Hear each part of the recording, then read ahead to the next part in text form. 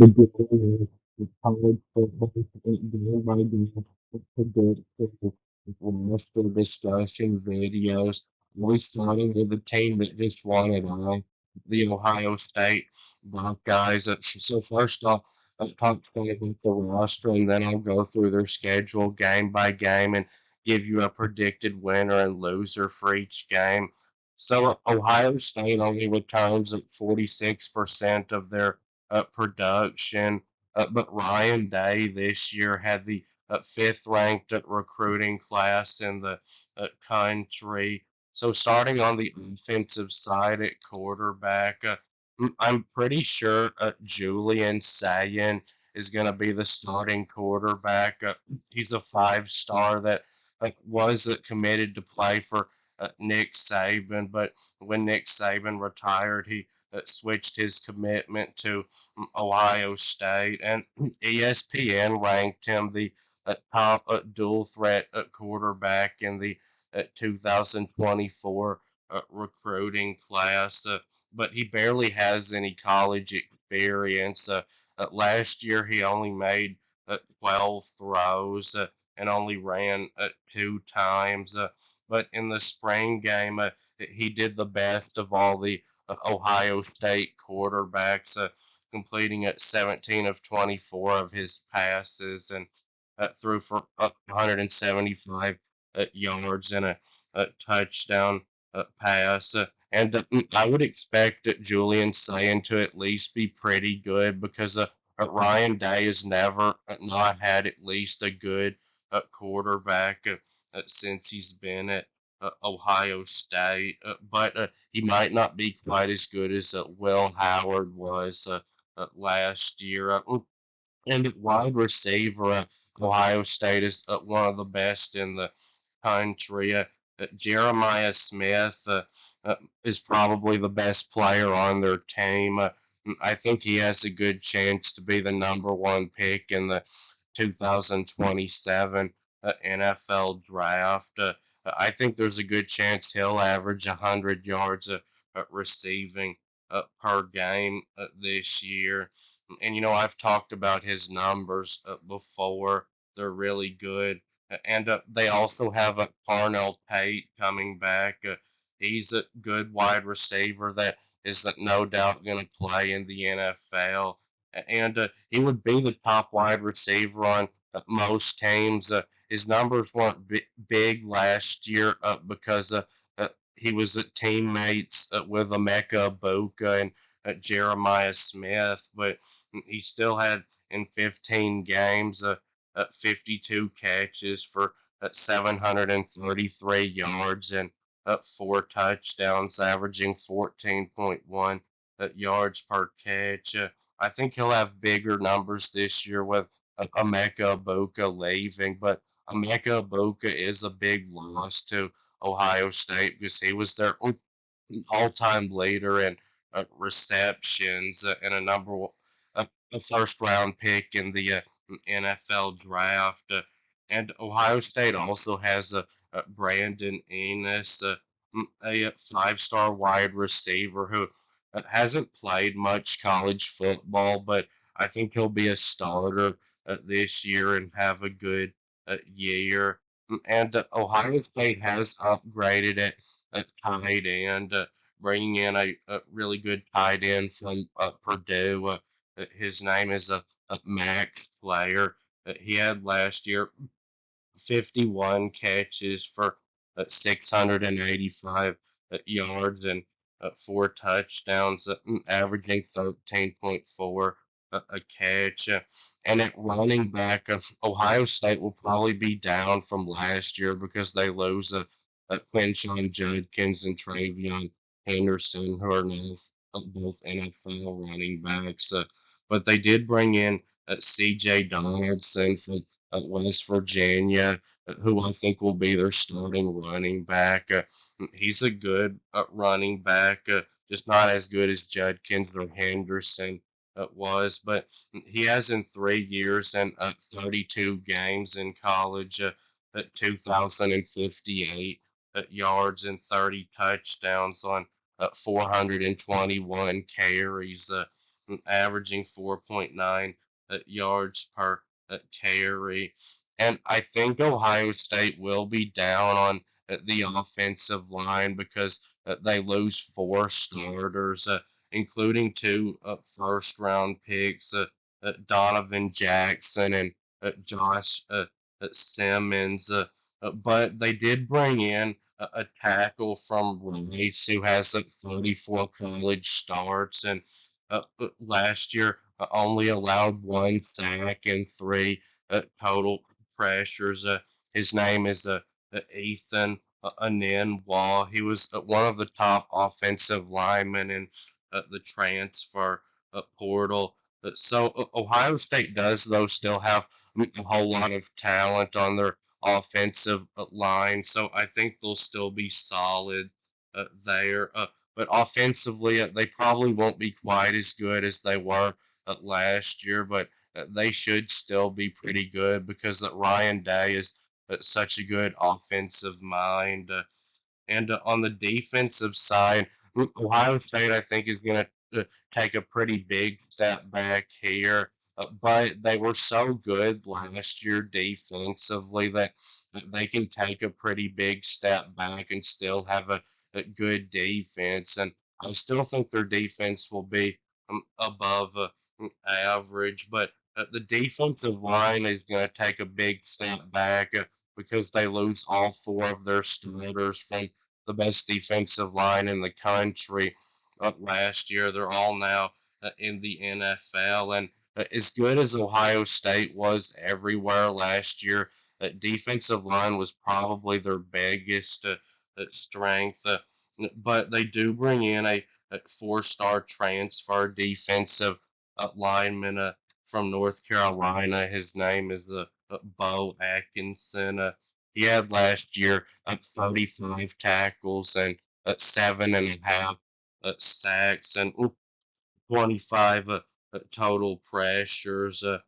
And at linebacker, they lose with Cody Simmons, who was a really good player who's now in the NFL, but they do return their other starting linebacker from last season, Sonny Styles, who made the move last year to linebacker from safety and did a really good job. He's one of the best linebackers in the country. He had last year 100 tackles and six sacks and five pass breakups and a forced fumble and a fumble recovery.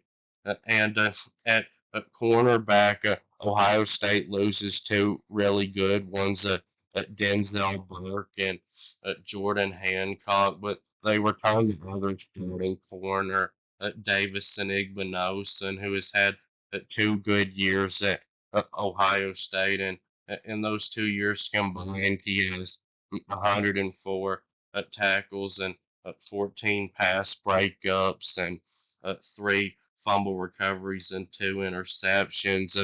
But the problem with Igbinosun last year was he got so many pass interference penalties.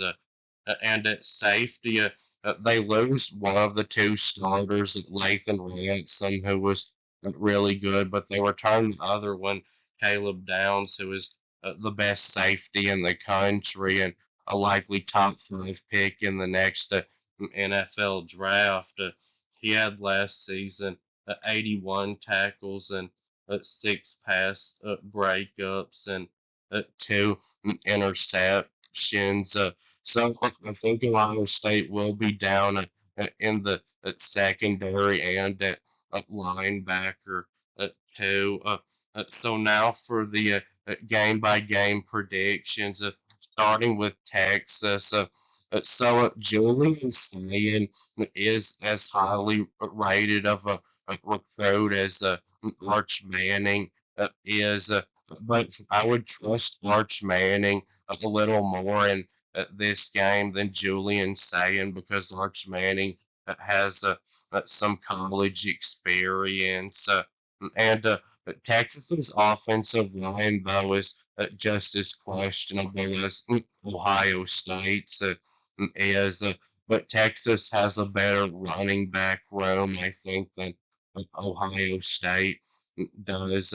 Now, Ohio State has a better wide receiver room, but Texas still has a good wide receiver room. And Texas, I think, is going to have a better defense than Ohio State because they don't lose near as much as Ohio State does. And I think this is going to be a really close game that I could see going either way. But I'm going to try not to just pick the home team in games like this, which Ohio State is the home team. I think Texas is a little bit better than Ohio State, so I'm going to go with Texas to get the win. And then gambling state, this will be like a 70-0 blowout win for Ohio State. They'll get to play their second string the whole second half. And then Ohio, this will probably not be like a 70-0 type of blowout win, but it'll be a big blowout win for Ohio State. And they should get to play their second string for the whole second half of it. And now on the road at Washington, this may not be a horrible blowout, but it should be a pretty easy win for Ohio State. Ohio State has so much more talent than Washington does, and they're so much better coached. And now Minnesota.